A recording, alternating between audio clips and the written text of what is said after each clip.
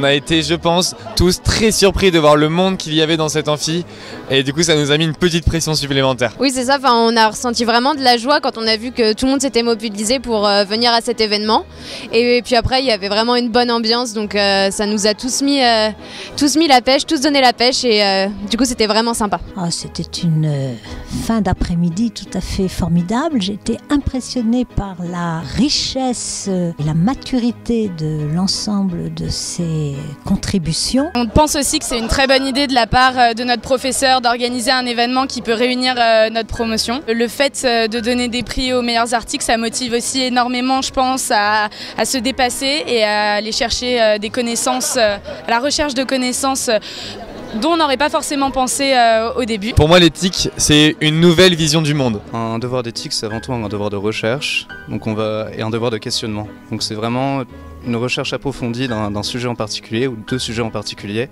et aussi un travail de questionnement personnel puisque tout a trait à la subjectivité individuelle. Et donc l'éthique, c'est vraiment chercher en profondeur un sujet qui nous tient à cœur, puisque sans sincérité, on ne fait pas un bon sujet. Lorsque l'on parle d'éthique, on parle de voir la vie autrement, de voir la vie avec un angle responsable, avec un angle où l'on pense aux autres au lieu de ne penser qu'à soi. On retrouve l'éthique aujourd'hui partout dans notre société, que ce soit au travail, à l'école, à l'ESCE, partout, même dans les associations dont on fait partie.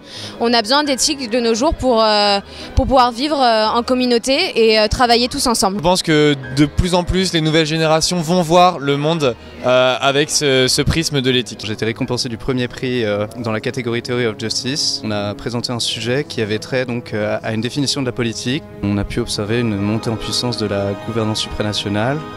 Et donc ça s'est fait au détriment de la liberté individuelle et donc de la souveraineté individuelle. Donc les individus ne sont plus vraiment souverains et j'ai vraiment appris à comprendre la manière dont fonctionnait la politique et la gouvernance mondiale aujourd'hui finalement, puisque c'était un aperçu très développé de ce qui se passe actuellement dans le monde. Moi, mon esprit, c'était sur le transhumanisme. Ça m'a permis d'avoir une autre vision de mon opinion de base sur le transhumanisme. Du coup, d'apprendre d'autres choses, de m'ouvrir l'esprit surtout. Moi, mon article, c'était sur l'importance des médias dans notre société.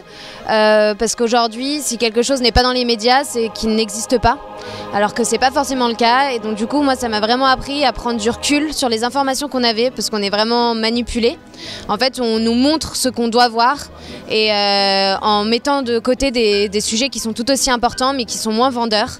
Et donc voilà, donc ça m'a vraiment appris à être plus objective sur les informations que je reçois tous les jours dans les médias. Le sujet qu'on a choisi avec Victoria, c'est la croissance inclusive.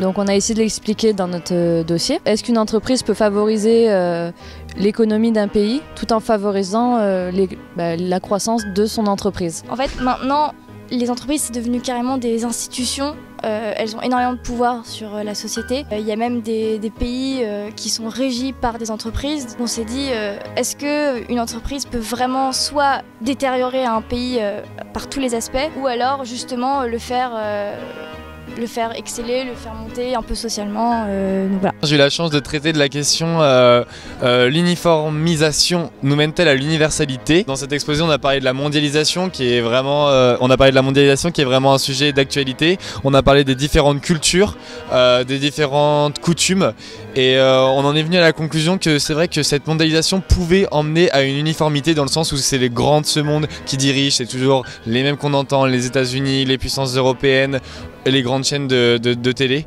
mais qu'au final on peut dire que les petits faisaient de la résistance et que cette universalité entraînait aussi la diversité de cultures et d'opinions. L'idéal, l'utopie, ce serait que comme il y a un espèce d'énorme mouvement de phénomènes de start-up en ce moment, tout le monde veut créer, tout le monde veut innover, tout le monde veut changer le monde. Parce qu'à partir de maintenant, il devrait y avoir limite des réglementations comme quoi, d'accord, tu crées ta start-up, mais tu fais ça et tu fais ça. Et pourtant, et maintenant, ça se voit, il y en a plein, des start-up qui sont vertes, des start-up qui agissent pour l'environnement. Aujourd'hui, je serais incapable de travailler pour une entreprise comme Nestlé qui détériore au maximum un pays sans soucier de son impact alors qu'il est hyper important. Pour moi, je pourrais pas. Je sais qu'aujourd'hui, je me renseignerai sur les impacts de cette entreprise avant d'y travailler dedans.